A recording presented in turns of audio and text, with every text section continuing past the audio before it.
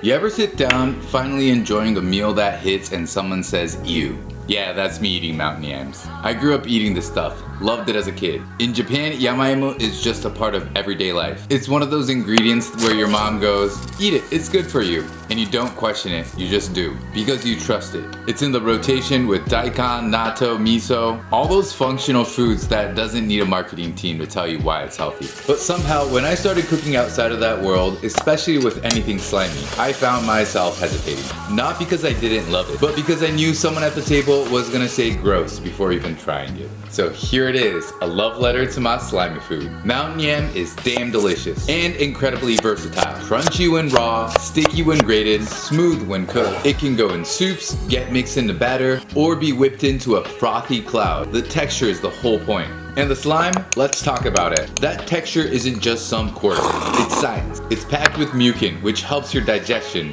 coats your stomach, and gives you that clean kind of energy. Japanese folks have known this for years. It's one of those feel good after eating food. Did you know it's also a killer egg white substitute? When you grate mountain yams and whip it, it acts like egg whites. It holds air like a meringue because of the slime. So if you're vegan, allergic to eggs, or experimenting something new, this is a game changer.